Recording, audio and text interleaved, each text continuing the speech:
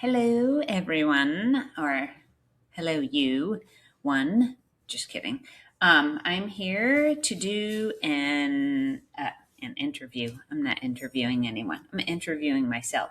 So I was going to do a book review on. I have two books, but we'll stick with one, and then I'll make a separate video, I guess, for the second one. The book that I read is called See What I Have Done. I'm not sure when it was written, but it is about, where did I put it? It's, See What I've Done by Sarah Schmidt. It's historical fiction, crime fiction, psychological thriller kind of vibe. The vibe is dark, unsettling, character driven, not plot driven, morally ambiguous. So, big words here. So, the hook that got me was the way it sounded. Lizzie, who is kind of the main character-ish in this one, for the most part, I think. The way she talks and the way she is portrayed at first, until they actually say her name, it feels like she's 10 or under, but she's actually like in her 30s, which I thought was really weird. And I was like, what is happening here? So automatically I'm like, oh, she did it. But they never actually really say. So I have my little question sheet just to keep me on track here. I do go off track a bunch, so I will try to keep it straight. So what is it about? It's about a dark psychological thriller reimagining of the Lizzie Borden murders in like the 1890s. It focuses less on solving the crime and more on the disturbing family dynamics that may have led to it.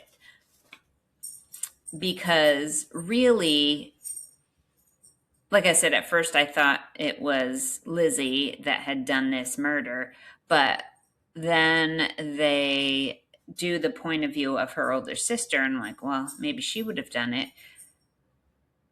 But then the mother's brother, the uncle, kind of seems like he would have done it. And even the like maid that I think she lives there, I think she could have done it. So really, and they never really kind of hint towards like that it could possibly be anyone, which I guess is cool.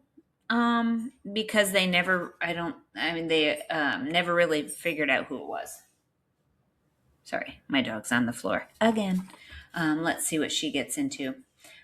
So what stood out to me was not as much the mystery itself, but almost everyone still alive seemed capable of doing it, which I just said. And then also, Lizzie felt off in a way that seemed like she didn't understand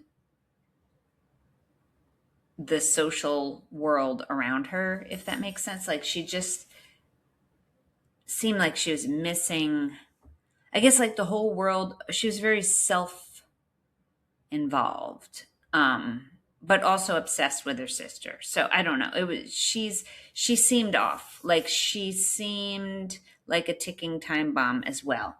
So that's kind of what stuck out to me. I think I talk about it later too.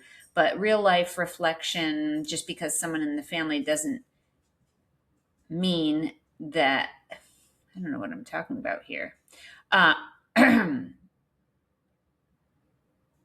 Just because someone is family, there, I can't read my own writing. Just because someone is family, it doesn't mean that if they feel wronged, they wouldn't retaliate in some way. So there's a lot of arguing. There's a lot of parental kind of, I think the mother passed away when they were young, and the stepmother came in, and the stepmother seemed nice to Lizzie, or maybe she wasn't. She would feed her sugar and like literally spoons of sugar and say, "Don't tell anyone." But she never did that for the older sister. It was just really weird. So lots of kind of uneven attention and things like this. So that, yeah. And then my favorite line or moment, which I always don't have, I guess I never have like a favorite line, or I haven't yet. I would love to. I'm going to start trying to focus on that because I would love to have a favorite line for you. But I have a favorite moment. So a little bit of a spoiler if you're planning on reading it, just fast forward, I don't know, 10, 15 seconds. When Lizzie goes into the room with her dead parents and talks to them like they are still alive, it's very unsettling and disturbing, but also it just, again, reiterates that she's kind of a little weirdish. She has a different view of things.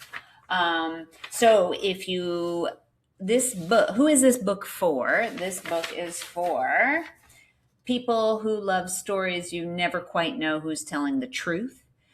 If you're into historical crime retellings, or if you've ever read reliable narrator books and you like that kind of thing, this book is for you. Final Take, great full picture of the disturbing ways that this family lived, and kind of leaves you hanging, but not in a bad way, but just like leaves room for chatting about it, like with other people. This would be a good book club book because you can talk about how you think so and so might have done it, or not. So that's pretty cool. Have you ever read a book that doesn't reveal the killer? Um, I don't know if I have or not. There's things that, like, maybe there's multiple killings in a book, and one of the killings is put onto the final, like the murderer that is caught at the end, but that one person wasn't killed by that person, and that kind of leaves you hanging. I've read that kind of thing, but never like this kind of thing. But movies I've seen that are like that, and they kind of hint towards who it might be, which I feel like they did hint more toward Lizzie than anyone, but they definitely opened up some opportunities for other people to be the person who did it. So that was kind of cool. Books that if you like these books, then you'll like this book. You'll like the See What I Have Done book.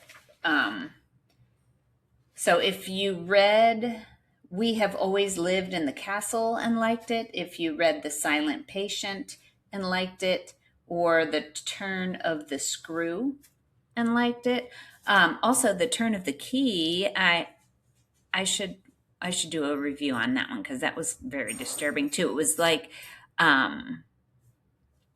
The Housemaid. Is that the one with Amanda Seyfried and, oh my gosh, totally just had a brain fart. It was just out. Oh my gosh, why can't it? The name is on the tip of my tongue, and I'm having a brain fart. All right, anyway, we'll talk later about that. Also, yes, another spoiler alert. So I'm done with everything else except this part. I have a question for you if you read this. So turn off if you're going to read it. Stay on if you've read it. Who the heck was poisoning the mutton broth the entire time? Or Was the maid that bad of a cook? But I feel like somebody was poisoning the mutton broth. Did I miss that part? Um, I need to know. So leave me a comment so I can get that figured out. And what is mutton broth? What is mutton, anyways? Anyway, that's it. That's all I got. I'm getting a phone call. I'm going to go answer it. So have a great one. And have a great one.